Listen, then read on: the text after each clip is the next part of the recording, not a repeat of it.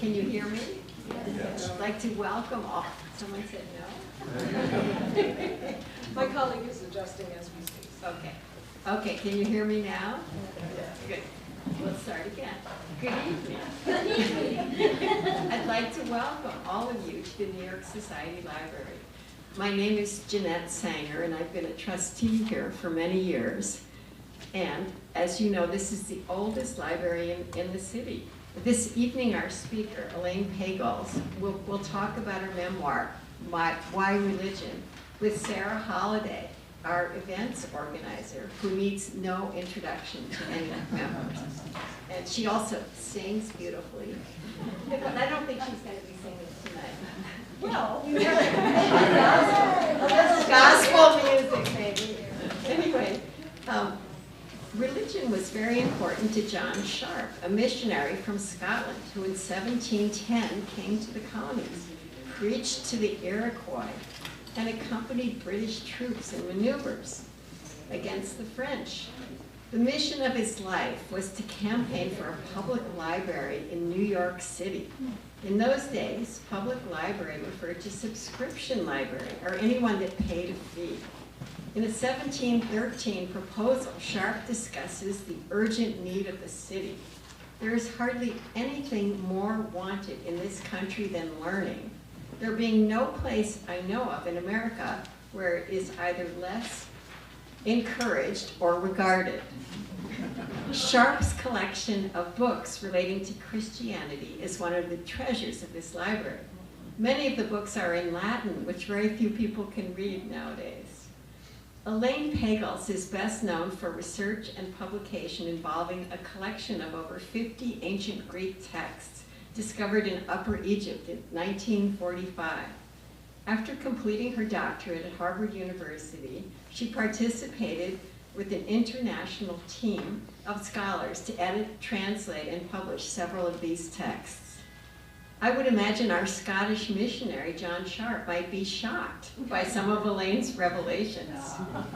After publishing 2 monographs and several scholarly articles, she wrote the Gnostic Gospels, which won the National Book Award and the National Book Critics Circle Award.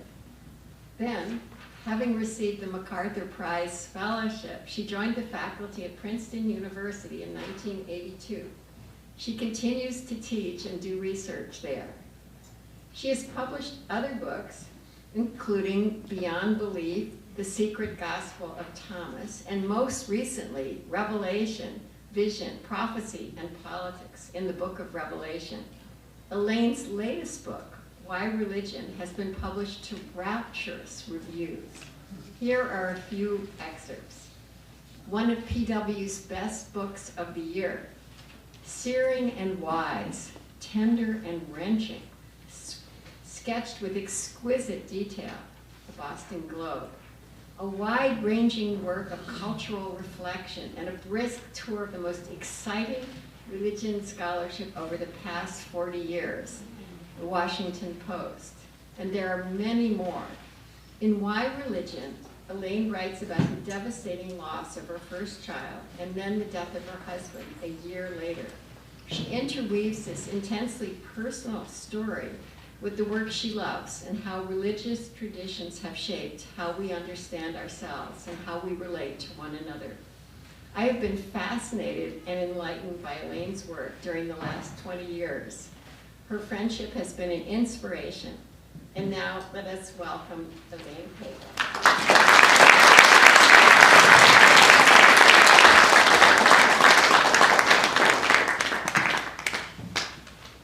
Very happy to be here. I don't think the mic is on, is it? Is it on? If we can angle it a little bit. There we go. Oh, yeah. Hello. Thank you. So I'm just going to add a couple of moments of business here. As somebody has spotted, we did squeeze in 3 more seats up at the front here. If there's anybody standing or whatever you want to squeeze through, thank you. thank you for your patience in gathering into this room. As somebody said to me a few minutes ago, now we see why religion is still so important to all of us now, because we were all squeezed into this room. If I could just ask you to silence cell phones or anything that might make a noise, that would be great too. So thank you, Jeanette, for introducing, and thank you so much, Dr. Pagels, for being with us this evening. I am sitting here because, yes, I'm the library's head of events, and I also write novels about the 1960s and do a variety of other strange things, but years ago I gained a degree in religion with an emphasis in New Testament studies at Oberlin College, and Elaine Pagels was one of my absolute heroes, so I begged for the chance to be the other person on the stage tonight, and I'll just be providing a little bit of prompting for Elaine speaking about the book. So, shall I plunge in? Do. Let's plunge. So you are a historian of religion, which is a very specific thing, but it's also a field that overlaps in subject matter with lots of other fields and other people's practice of religion. Can you say just a little bit about what being a historian of religion is and is not? Well, I'm glad you asked that, because a lot of people say, you're a theologian, right? And I say, no. Theologians talk about God. I talk about people and the cultures we create. You know, last semester at Princeton, I had so much fun because one of my colleagues, Jonathan Gold, knows little about Christianity and a lot about Tibetan Buddhism. He translates 11th century texts. And we taught a course together called Jesus and Buddha, which was a lot of fun. And in our department, we teach Islam and Judaism, Christianity, Hinduism, and there are 3 fine scholars of Buddhism. So there's plenty of opportunity to learn from each other. But it's cultural history, primarily. And it was often, and is, in my case, motivated by questions that I wanted to ask anyway. Spiritual search, I have to admit. So, question like, why religion, for instance, the title of your newest book. And in the past, your books have been wonderfully for a general audience and introduced some things that could otherwise be abstruse and scholarly, but they tend to be specific about the history of the idea of Satan or the Gospel of Thomas. Why religion is a little bit of an overview, as Jeanette suggested in the introduction, kind of involves a little bit of intellectual history. And I think also the question, why religion, applies in lots of ways to your personal story. So the question of why you would want to study religion, why religion in that sense? Well, there's a lot of ways of talking about that. I mean, part of it was a question of people, the wonderful man I married when I was in my 20s. Whoops. I think if she just holds it steady or just straight. Okay, I get too excited then. You know, he said, why religion? Why don't you study something that has impact in the real world? And I said, well, why do you do elementary particle physics? You can't even see them. I mean, do they matter? And so we had some arguments about that. But also, because I was brought up in a family that was culturally Protestant, and really religion was very peripheral. My father had given it up for Darwin. And became a biologist and thought, these are silly old folktales, there's nothing to it. And nobody would be interested in it if they had half a brain or if they knew anything about science. So that's the kind of snobbish attitude I grew up with. But then I got hit by it as an adolescent in a way that would have been embarrassing to talk about. It was kind of embarrassing to talk about it. A lot of evangelical critics of my work call me Elaine Pagan. So to start the book at a Billy Graham crusade when I was 14 was really not what they expected. And I didn't either. I just ended up there that day because it was more interesting than being in Palo Alto, which is pretty boring.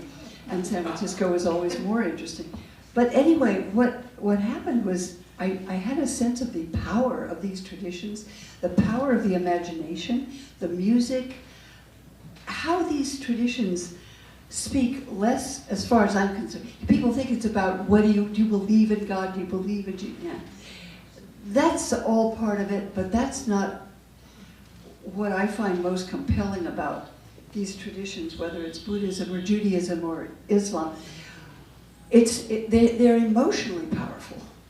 The rituals and the songs and the liturgies and the passions that they rouse are very much part of these different cultures. And studying Jesus and Buddha, I was just bowled over by how weird Buddhism was to me, because the culture is so different. So that's a programmatic question. And some of my friends recently said, well, yeah, but you don't really answer the question. Why is religion still around in the 21st century? But that's a question I've been asking myself ever since. I thought, was it Christianity that hit me so powerfully, or would it be any religion, or what is it? I think for me, it's mainly about the imagination. It's about how we understand ourselves and imagine ourselves in the stories and the songs and the poems and the rituals, whether it's Passover or Christmas or whatever these rituals are, and the way people live their lives through them. It's kind of a pattern, I compared it in the book to the first time I had that experience, I think, was reading The Wizard of Oz. And then I could live in a world in which, I was Dorothy, and there was Toto, and there was the Tin Man and the Straw Man and all of that. And you're living in that world. It becomes a paradigm. And Jesus and Satan were like that when I was born again for at least a year. Can I just brag that I had that with The Wizard of Oz also? Do I need the mic? Or What did I do to the mic? I'm not sure, so we'll Make do. Thank you. Oh yes, pardon me, I want to throw in one more thing from your early years before you became a scholar of religion and were somewhat on the music scene in Northern California, I think. Oh, yeah. Oh, well, that's a story I told because it was how I actually left that evangelical church after a year. A friend of mine was in an automobile accident, and he was 16, he was in high school as I was, and was killed in an automobile accident. But it was also an accident in which Jerry Garcia was thrown out the front window and just blew through the whole window with his shoes taken off. And his friend Alan broke his back and was thrown out the other way. And it was part of a group we had a bunch of maverick friends then. And one of the wonderful things about writing this book, I did an interview with Terry Gross, and then to my surprise I got a letter from Alan Trist, who I haven't seen since high school, and he was Jerry's best friend, Jerry Garcia's best friend. His father was visiting Stanford as a scholar at the Center for Democratic Institutions from Cambridge University, and Alan was in high school, and he fell out with this crowd of motley people playing music with Jerry Garcia and doing other things like that. And so his father said, oh, now after all this happened, you have to go back. You have to go back to Cambridge University and get your degree, which he did in anthropology. And I just got this letter from him saying, and then immediately after getting his degree, he went back and became the manager of the Grateful Dead for 25 years. So, to his parents' huge dismay. And I got this letter from him saying, wow.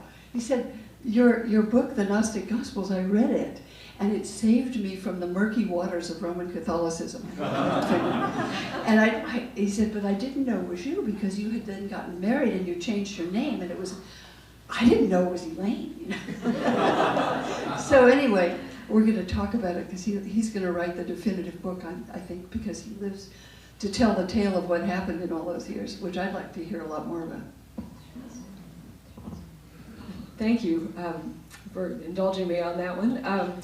So then you had become a rebel because you were hanging out with the future Grateful Dead. So that set you up then to, I'm joking, but to discover the Gnostic Gospels and the discoveries of the ancient texts that had been very unknown in the traditional circles up to that time. So what drew you to them, and why are they important? Well, I decided after I came to New York to study dance, and I didn't know anything because I grew up in California, except about dance, what was going on here. I mean, everything was going on here, but I didn't know that because my teacher knew Martha Graham, and her husband's name was Erica Hawkins? Anyway, so that's all I knew. So I came to on 63rd Street, there was a studio to be a dancer. And it was wonderful, except that I found out I was not good enough. I was pretty good, but in New York that didn't mean anything. I would be waiting on tables. So I decided I wasn't that much a devotee. And I wanted to go back and find out what was it about that experience that was so powerful, this thing with religion. So I went back to find out, what do we really know about Jesus anyway? And how did that movement start? It's such a weird story to start a world religion about this man that's crucified and killed by his enemies. I mean, how does that turn into what it turned into? And then I was just overjoyed to find out that my professors had file cabinets full of gospels I'd never heard of, like the Gospel of Thomas, and the Gospel of Mary Magdalene, and the Gospel of Peter, and the Gospel of Philip, and the Gospel of Judas, and the Gospel of Truth, and 50 other ancient texts written in Greek like the New Testament, with dialogues between Jesus and various people, supposedly. What do you make of that? We had an opportunity to find out, and this stuff was all heresy, right? And the bishops had burned and destroyed it. And that in itself was a huge puzzle. So we didn't know, what is this stuff? We got the chance to translate it and think about it, and then try to think, why was it all buried like that? And why did the bishops find it so dangerous?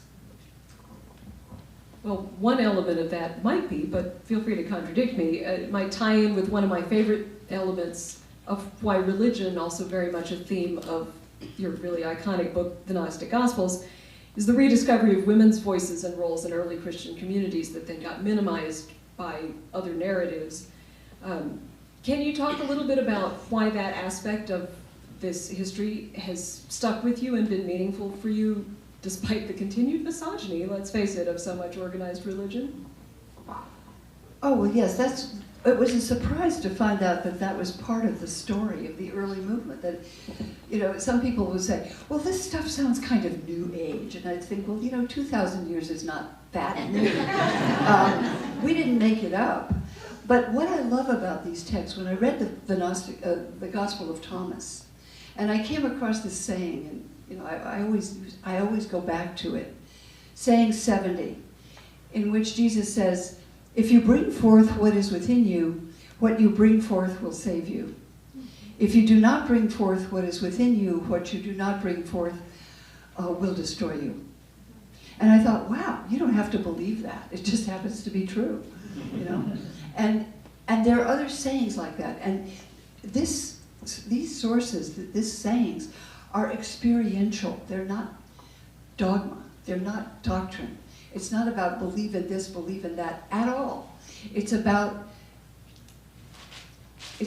you know, the human condition and how we understand it. And what it suggests is that, see, I took that psychologically, about people hiding within themselves what they can't really say until they find their voice.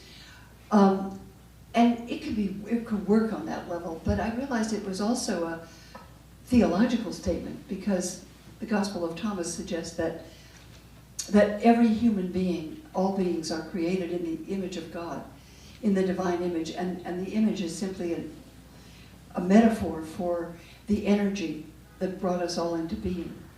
And it suggests that everyone here can find a way back to the divine source because you have access within yourself if you look for it. So the bishops thought, you know, that's not something you really want. If you're setting up a universal church and saying, outside the church there is no salvation, right? You can't get there unless you come to our church because it has a monopoly on access to God, and that's only through Jesus Christ. And anyone who's not in that part of that game is not, you know, is eternally damned. Well, that's what happened in the 4th century. And that's when they said these texts should all be destroyed. Because I think they suggested you didn't need a church, you didn't need Jesus even, you didn't need an institution, you could get there. And that's one thing I love about them. See, I wasn't kidding about the rebel thing. There we go. So one of the loveliest images in Why Religion is the surprise appearance at a funeral of your friends from a Trappist monastery, and you had had a relationship with them as a visitor and a teacher for some time by that point, I think, talking about some of this same material. Can you talk a little bit about why that resonated with that group and how you came to know them? Well, I came to know the Trappist monks. It's a Catholic order, 1,000 years old, Cistercians, from a Jewish musician who I loved very much, Robert Mann. He founded the Juilliard Quartet, and I met him in Aspen when I was just out of graduate school, and Bobby was already very famous. And the quartet, the Juilliard, was playing Beethoven's 132 quartet once when we walked into the music tent. Fabulous. I'd never heard anything quite like the way they played it that day. And Bobby had said he was invited to become their first Jewish monk. And he brought music to the monastery because the monks couldn't go to his concerts. So he invited a few friends, including my husband and me. My husband was somebody he used to climb mountains with. So they invited us up to the monastery. We met the monks, and it was a very powerful and beautiful place. It's way up in the mountains, 5,000 acres the monks have.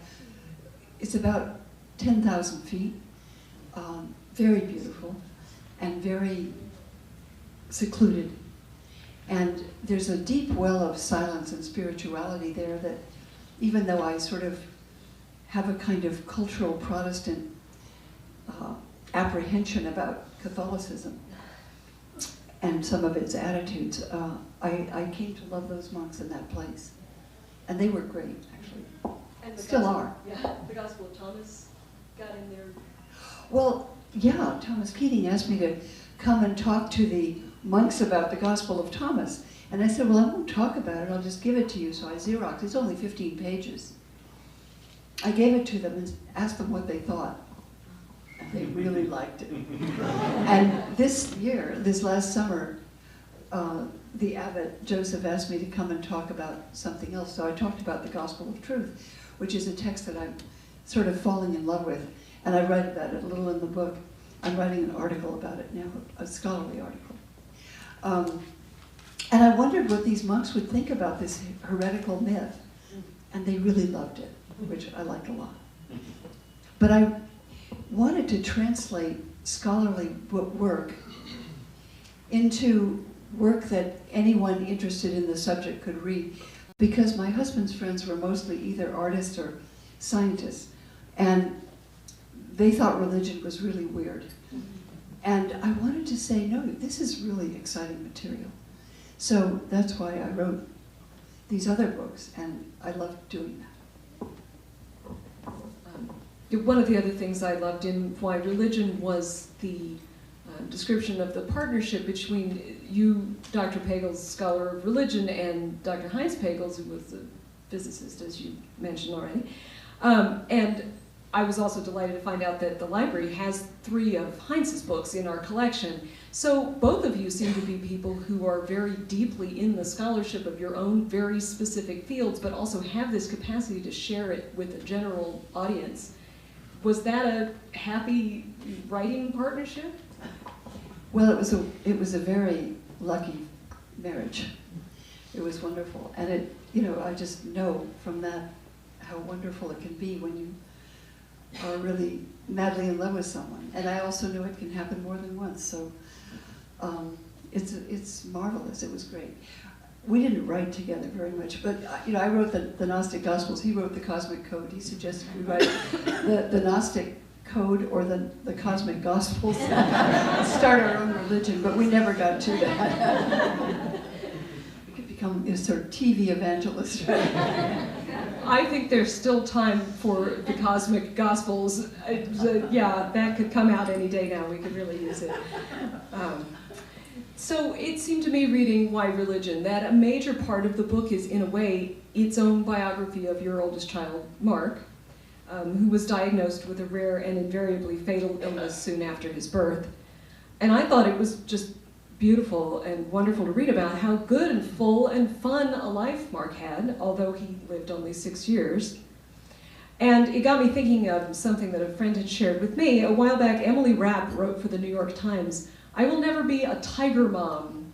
The mothers and fathers of terminally ill children are something else entirely. Our goals are simple and terrible, to help our children live with minimal discomfort and maximum dignity. This requires a new ferocity, a new way of thinking, a new animal. We are dragon parents," she says, "fierce and loyal and loving as hell."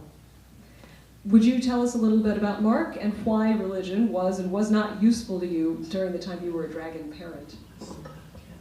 Oh, well, that was hard, very hard. And you know, it kind of, drew me back to some of the music of the Church of the Heavenly Rest and other aspects of it. But after he died, I must say, people say, "Oh, your faith must sustain you," and I think, I don't know what you're talking about. I had never felt further from any faith than after that. That was desolation. But I wrote about it because I had to put it way out of my mind after what happened. And then, you know, my husband's death in a mountain accident. He was at Rockefeller University here at the time. I just could not deal with that stuff because we had then, after Mark's death, adopted 2 babies, one 3-month-old and one 2, at the time that Heinz died.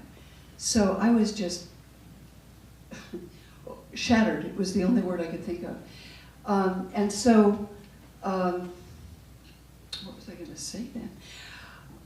It was a long time before I started thinking about those things again. But the work of the study of religion became a kind of yoga, a way of exploring things. I write here about the Gospels of the New Testament and why the Gospel of Mark, in its original form without the happy ending, spoke to me very deeply, because that's kind of that's the world I was living in.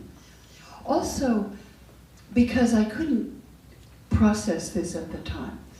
And I realized too that that's one kind of loss that many people who have it don't talk about, because it's just too awful for other people to deal with usually. And if I hadn't had that experience and you said something like that to me, I would say, "Oh, I'm so sorry." But now I would say, "Oh, so what happened?" Because if somebody says that, they're opening a conversation that many people don't want to have, and I'm not afraid to have it now. It's 25 years later, 30 years later, so only now would I even go near that. But what I wrote about, and what the surprise of it, I didn't want to write about losses, because everyone here has losses. That's not news. And it's not something we necessarily have to talk about that way. It was the surprise that it's 25 years later and I, can have a joyful life. That's the surprise, that to be able to live through something you think you can't possibly live through. And I'm sure many people have that experience. Yeah, that's an extremely resonant thing. So I think you've spoken to this a little bit already, but I just want to tease it out a little bit. This question of why religion, and obviously if you're working as a scholar of religion, continuing the scholarly work through some of this period, as you say, is its own practice, which was perhaps helpful. But did you find that people said to you after Mark's death and then Heinz's death, how could you possibly be focusing on religion at a time like this? Why does that continue to be important to you as a scholarly study as a thing of interest. The phrase Job's friends comes to mind. I think it may be in the book somewhere. No, it may be in some other book I read recently somewhere. Anyway, maybe you had better friends than Job did. I don't know. And also kind of, so you studied primarily Christianity and of course then Judaism as an element of that study. Do you think there are any other traditions that do well or better with loss? Well, yes, I do, actually. I think that the Buddhist, I mean, well, the Hebrew Bible says, you know, we wouldn't die, we wouldn't have pain, we wouldn't have oppression or anything bad if we hadn't done something bad. Somebody did something wrong.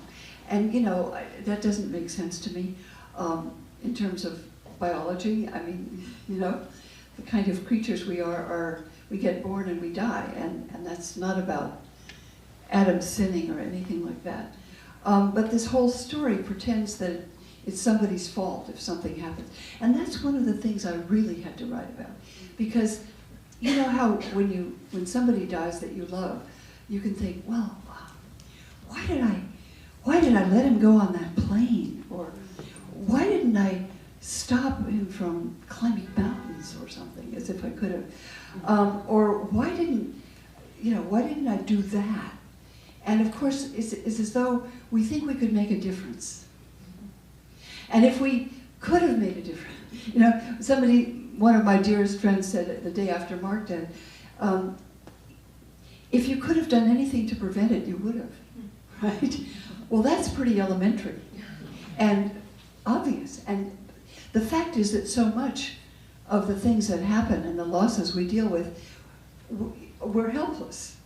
And I realized that feeling guilty about it, and parents of children, I mean, look, if you're a parent, your main job is to keep your child alive, right? So if you can't do that, it feels like a failure, more than even other kinds of loss.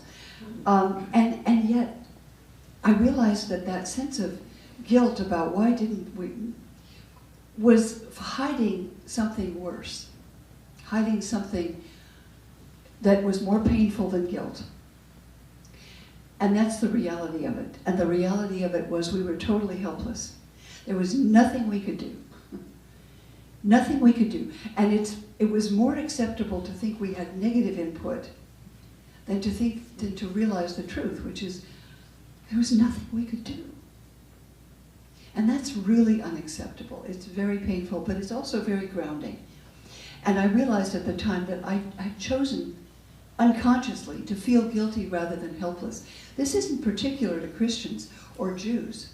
You know, in the Hebrew Bible, I was reading a story about David and Bathsheba, right? And you know, King David had Bathsheba's husband put in the front line of the army so he would get killed, so he could marry Bathsheba. And then the story says that she got pregnant and had a baby boy.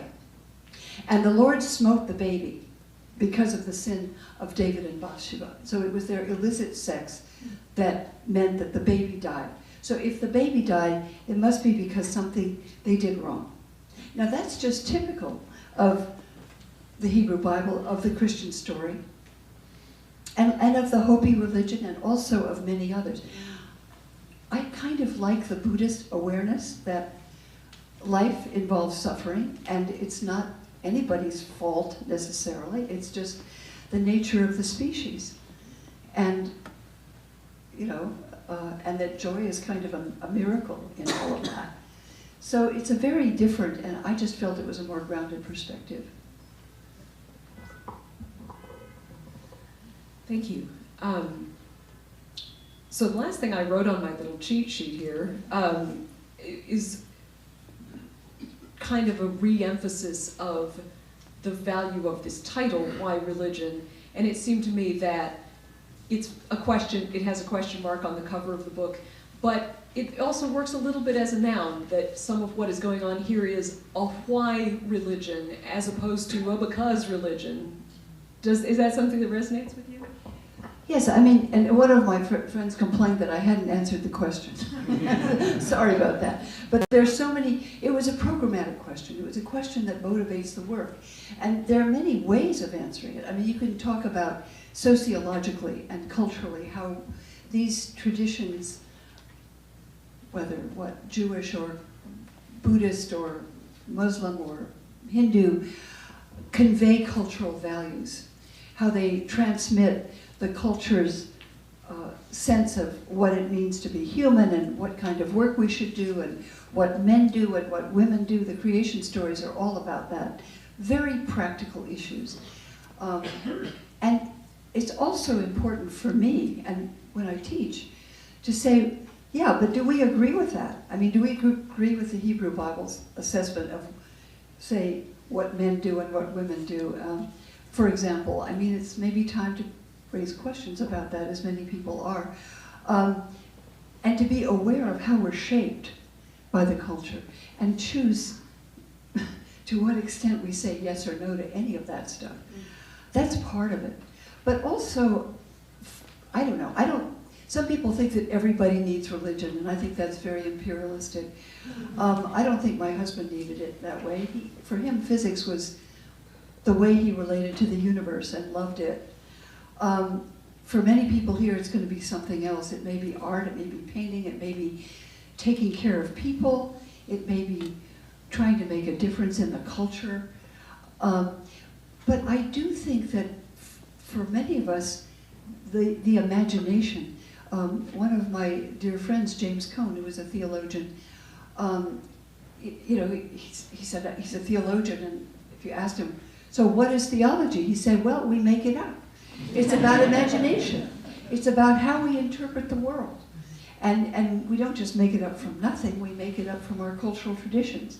And we try to speak to it. But these are ways that we do look for meaning, and that's part of it. But there's so many different ways to answer that. I never pretended I could answer the question, but I still ask it, and I still find it fascinating. I think that the pagan writer Starhawk had a similar thing that somebody said, but you know, contemporary paganism is so new. Where do you get your rituals? And she said, just the same as every other religion, we make them up. So what else would you like to talk about, or shall we have some discussion with the audience? Why don't we just open it up Great. Who's got a question? or comment? So you sort of came to Buddhism, I guess, as a way to deal with the sorrow, I guess. But is it in Buddhism that doesn't Buddha have a metaphysical aspect to that, you know, about after death, and didn't want to speak about it? There is a metaphysical aspect to it. Do you question something about that? Oh yes, I really didn't come to Buddhism because of those losses. I just got interested in my colleagues' work and this tradition, which I really wanted to study. But I didn't do it in graduate school because by then I realized that unless you work with the languages, you really don't connect with the culture very well. And I was struggling with Hebrew and Greek and Coptic, and I couldn't do Sanskrit or Tibetan or Chinese or any of those languages, which I wish I could. So, yeah, they have many metaphysical aspects, I guess. I mean, I don't know enough about Buddhism. I'm still learning about it. I'm not saying I prefer it. It's just that my culture, I'm dealing with how I was brought up and how this culture impacted us. I'm not sure. Well, it's just, you know, but there's this further question, a metaphysical question with him, you know, with Buddha. Which question are you thinking? They asked him about life after death, you know, and he didn't want to talk about it. He didn't say it doesn't exist. It seems that there are things that he didn't want to talk about, but that he felt existed. And I was just wondering, you know, how, the more metaphysical stuff, how do you relate to that? Well, I should know more about it, but what I remember when my husband was director of the New York Academy of Science on 63rd Street, the Dalai Lama asked him if he would get a gathering of scientists to talk with him. So they did, and he said, you really ought to come. And I said, got to teach my class. So I didn't go. But there were all these scientists, and they had a wonderful discussion. But at one point, they asked about reincarnation, and the Dalai Lama said, well, look, you people don't study this. We have evidence of it. We have ways of identifying people who have had previous lives, like the Buddhas supposedly had 1,000 previous lives, maybe more. And he said, yeah, we know about this. You're just ignorant of it. So that was what he said. I don't really know what the Buddha would have said. But it's a very, important question. I don't have an answer for it. Thank you for sharing both your intelligence and your really contagious joy. It's just a beautiful thing to hear. If I heard you correctly, you said somewhere along during the most difficult time of your life, that coming to the point where you could accept the fact that you were helpless helped make you more grounded. That seems like such a deep idea to me, and I'm wondering if you could say a few more words on that. Thank you. Yeah, well, it's that sense of feeling like you failed because, you couldn't keep that person alive. What does grounded mean? Well, it just meant it settled me down. It's like, okay, that's the real truth. No more questions. I don't have to struggle with emotional stress about it in the way that I did. I mean, it's hard enough to deal with grief, but if you add to that guilt, hey, that's a whole lot worse. And so I kind of had to let go of that. And so grounded was just sort of the relief of allowing that recognition, even though it's kind of painful. Yeah, got it. Thank you very much. Yeah, thank you for that question. Hi, I'm just a little curious about why you would look to Buddhism when the Judeo-Christian texts, they're so complex. It seems like you could find support for so many different ways of thinking. You could look at Job. He didn't do anything wrong, or Ecclesiastes or something like that. Well, exactly. And actually in the book, I don't talk much about Buddhism because, as I say, I don't know much about it. I'm just learning. But in the book, what I struggled with and worked with and played with were the texts of the New Testament Gospels and also the book of Job.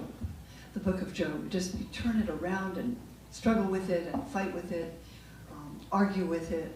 It's an extraordinary condensed poem and story that, we love these stories because they speak to us about issues that we struggle with. So yes, that's how I work with it, exactly. Yeah. You asked the question, why religion, with profound respect for the interplay between religion and culture and helping us to understand our lives. I'm wondering if your students are like my children, who are millennials, who ask the question, why religion, with a lot of cynicism? Well, yeah, my children don't have much use for it now. It's funny, I just got a letter from a friend who said, after his bar mitzvah, he just said, hey, I'm done. Right. And now it's quite a bit later, and he said, suddenly I thought when I read your book, he said, well, I thought there was a lot of hypocrisy, a lot of showing off on the holy days. Who needs that? Yeah. He didn't need it. He's a law professor at Harvard. He didn't need it. And he said, now I'm asking why not? and one thing I find about participating in religious rituals and the music and the poetry and immersing myself in this stuff is that I was thinking how some people go into despair, right? From whatever happens to them in their life. I saw it happen to my mother-in-law, who was a very lovely, beautiful woman. And she was from a long line of Lutheran pastors, my husband's mother. And she'd given all up religion. She was a rationalist, music, opera, but, philosophy, but religion, no. And she just broke when these things happened. And I understood that very well, all too well. But there were no resources. And I grew up in a culture in California, in Palo Alto, academic family, scientists and all that. There were very few resources to deal with death. And so I thought, you know, when I walked into the Church of the Heavenly Rest, when our son was diagnosed, accidentally, it was a cold day like this in the winter, and we'd just gotten this diagnosis, and I was running around the reservoir in Central Park. And it was so cold, I stopped in it. The church was warm, and it was open, and it happened to be a Sunday morning, which I hadn't thought about. And suddenly there was this music, you know, this amazing music, and I thought, wow, I could actually come here on purpose. and what I find is that Clifford Geertz, the anthropologist who used to be at the Institute for Advanced Study, was studying Balinese cremation rituals. And he said the work of culture is to make suffering sufferable. And I thought, well, that's part of it. It's also to celebrate, right? The work of culture also helps us celebrate. But I do think that those rituals, those poems, those stories, like the story of Passover, which is a story about coming out of slavery into freedom, the story of Christmas, the story of Easter, these are very familiar to most of us, whether we're religious or not. These are stories that move toward hope. And that's what these traditions often do.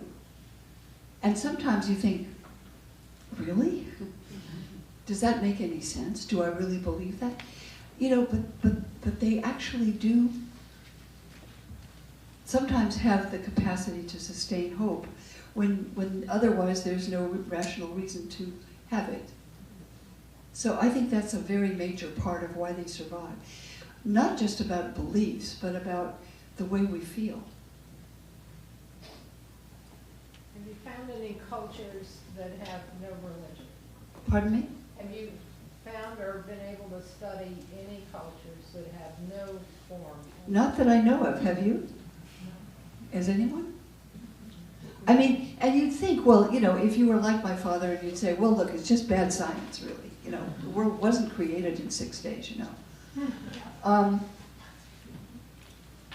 You wouldn't need it if that's what it was.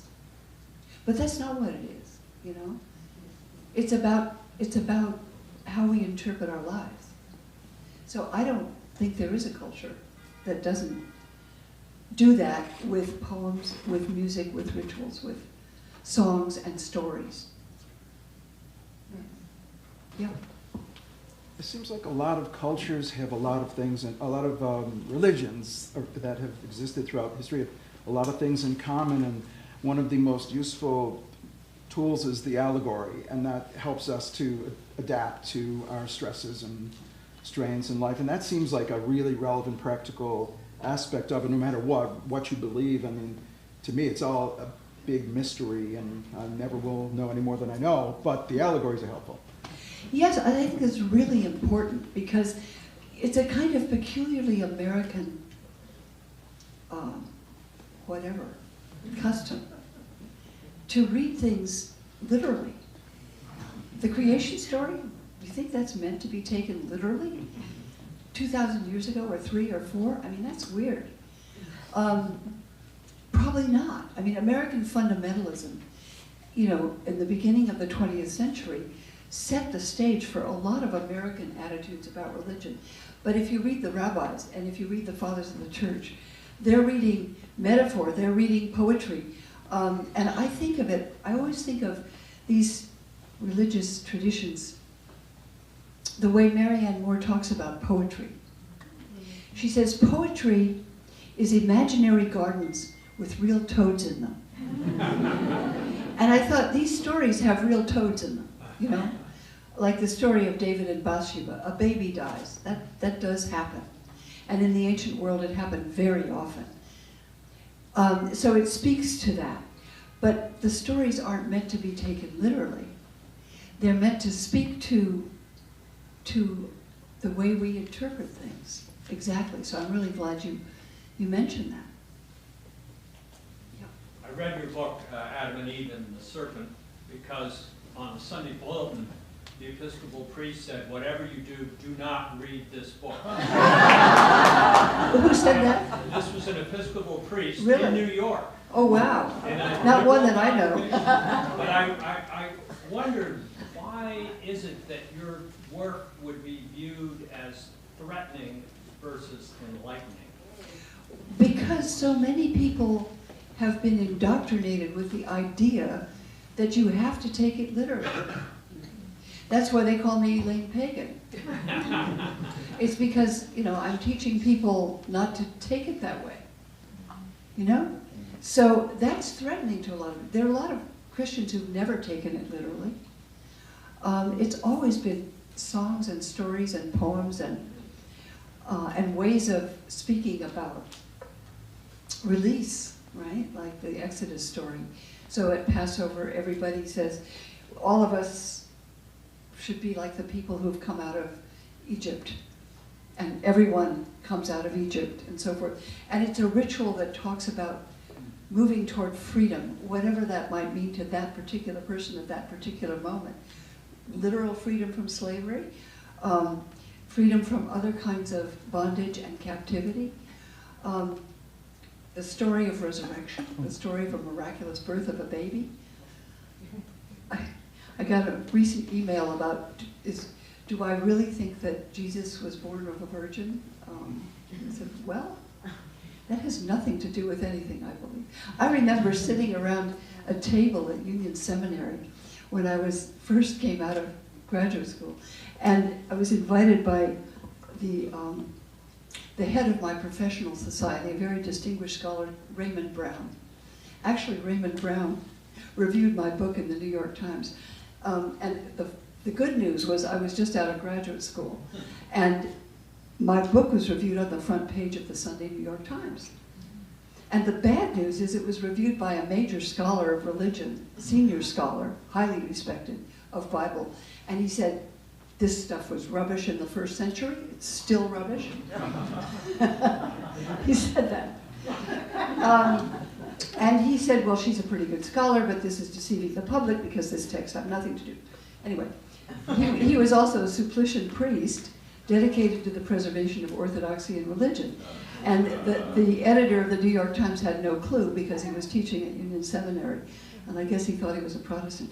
But, but I was sitting around a table with Raymond Brown because he thought, maybe I have to have a woman in these discussions. And I was the only one who'd written a book published by a professional society, so he thought it was okay.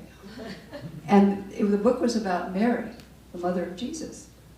And there were these 12 scholars, all men, Protestants and Catholics. And they were all talking about how Mary became pregnant. And I thought, I just can't laugh.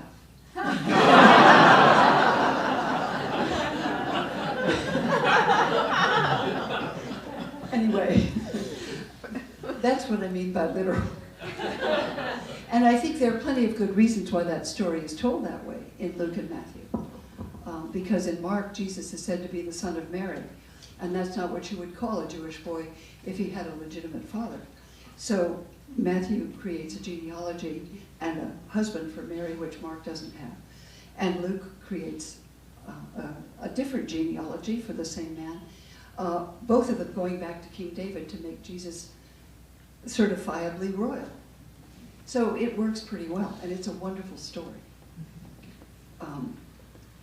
But do I take it literally? I hope I'm not offending you, but I don't. I was wondering if you could talk a little bit about the controversy surrounding the Gnostic Gospels. I remember when it came out, there was just tremendous consternation, and I could never really quite understand. So I was wondering if you could shed some light. Yeah, why the controversy about the Gnostic Gospels? I got hate mail, a lot of it. I put it in a big cardboard box, and then I lost it. And also praise, because many people felt the way my friend Alan Trist did when he said, wait a minute, suddenly I realized that there was a lot we didn't know about the early Christian movement, and this answers some of the questions that I had growing up, like, what else didn't we know? And this is very liberating to realize that there were other texts and there were other sources, and now there are many more of them. And I think I'd love to write a book about how did the development of the Christian movement look if we really add those texts and see that maybe even Paul had read the Gospel of Thomas. I don't know if he did or not, but he quotes one of the sayings in his letter. I don't know, it's pretty strange. But many people, like Raymond Brown, thought, wait a minute, you're saying that these Gospels should be considered like the New Testament? Really? Those are the right ones, and these are the bad ones. You know, those are the real Gospels, and these are the fake Gospels. Well, how do you get that idea? You get it from the fathers of the church, who said, look, there are authentic Gospels and there's heresy.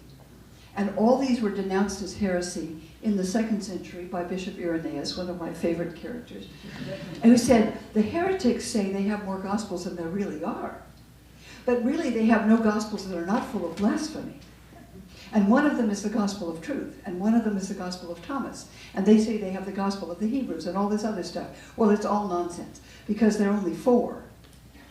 And why? If you ask Irenaeus, he says in book 3 of 5 volumes written against the heretics, because there were a lot of Christians who didn't believe it that way. Why? Because he said, well, there are 4 corners of the universe, and there are 4 principal winds, and therefore there can only be 4 Gospels. So it makes perfect sense. You know, there are 4 pillars that hold up the sky, so there are 4 Gospels that hold up the truth, and that's why. And so it's a scientific explanation. So that really offends people who were shaken by the idea that maybe what you find in the New Testament didn't just drop from heaven, it was written by somebody. So now we're studying it as if it were literature. I mean, we also study it, a lot of us, as if it were inspired, some of it anyway. And I always think it's interesting, if you really believe something or respect something, why do you feel it's threatening to have someone, not just quite, because you didn't question, you had a different perspective. I mean, I found it so fascinating because I had really just barely heard of the Gnostic Gospel. And I could not figure out why, when someone is opening up a whole new realm of possibilities, if I were really a devout believer in a creed, I wouldn't understand why that would be threatening and not provocative. Well, it is still threatening. If you look among scholars today, I mean, all over the world, people are working on these texts. You know, from everywhere in the world, Asia, Africa, China, not so much China, they don't do that so much in universities, but all over the world, people study these texts. And there's 2 different views. One is that these are really interesting and they add to what we know about the early Christian movement, and I'm in that camp. And the others, like Simon Gathercole at the University of Cambridge, where Alan Trist went to school, have written massive monographs to show that the Gospel of Thomas is just very derivative. There's nothing original about it. It's worthless, really, because it's not one of the real Gospels. Because there's something about sacred scripture and getting it right and the Bible being true at a different level of anything else being true, right? A different quality of truth. Well, okay, they may be for people here. They may be for any of us. But the question I would ask is, do you find them that way or don't you? But see, then you every question is about authority. And so many people think religion is a bunch of answers to a bunch of questions. And I think it's a lot of questions. But if you think it's a lot of answers to a lot of questions, then, you know, this stuff is really what you don't want to read. Do you believe in heaven? And if you do, what is it for you? Oh, that's a great question. I don't know. Could you repeat the question? Do you believe in heaven? And if so, what is it for you? I don't know. Of course, when you deal with loss, you think about death. Where do they go? Are they somewhere? Are they present? Are they somewhere else? So I think about those questions. And I've had well, experiences. See, when I started this, even when our son died, I had this rationalist assumption that when people die, the molecules disperse and it's, as Steve Jobs put it, lights out, that's all. And I've had experiences in those times which totally confounded that conviction. So I don't know what to make of them. They're powerful, so I'm hoping that there is. I would love that. I'd love to see those people again. I'll hope for that. But I don't know. And if anybody does, please let me know. Oh, and another, yeah. I'd love for you to just talk a little about the problem, even in the context of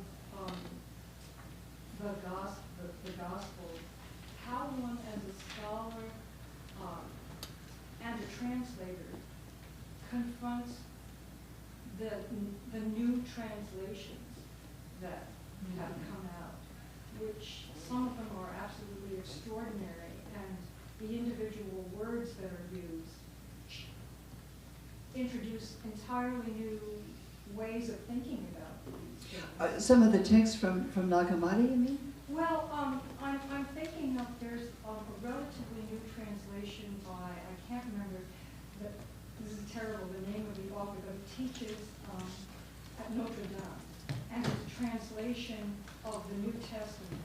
And it was one of the most extraordinary things I've ever read, because the rhythms, it's supposed to be the most literal translation that exists. Oh, interesting. And you begin to read this, and just in terms of the somatic experience, even within the body, if you're talking about it poetically, it totally shifts the relationship that you have to this text. It becomes much more immediate. One understands things about why perhaps the sense of apocalyptic urgency is there that was so grand. So I don't know, as a translator, Yeah. and a scholar, I'd love to hear you.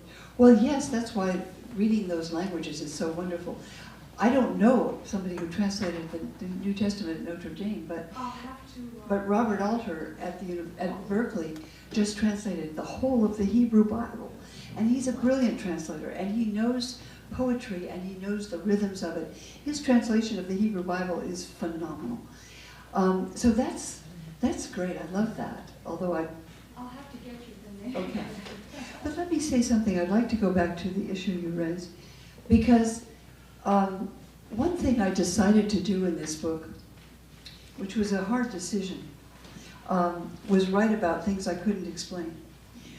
I was having tea with Marie Howe, who's a poet laureate of New York, and she wrote a beautiful poem. She's raised Catholic. She wrote a beautiful poem about the angel Gabriel appearing to Mary, and Mary has this sense of overpowering love. It's called Annunciation. You know the poem? And I said, Marie, that's such an amazing poem. How did you write that? And she said, oh, well, it happened to me. I had that experience. But of course, I couldn't say that. And I said, why not? And she said, well, that's the last taboo, to suggest you had a religious experience. So yes, I had experiences that confounded the rationalism that I was brought up with, that suggested that there are more breaks and gaps and surprises in the universe than the rationalists ever imagined. And I don't know what to make of them. Some sense that, yes, somebody's speaking who has died. Many people have those experiences. What do you make of them? I don't entirely know, but I know they happen. So that's another aspect of it, that rationalism is confounded by things that we actually experience sometimes, if we allow those experiences to emerge. So thank you for raising those questions. Thank you so much. This has just been fantastic. If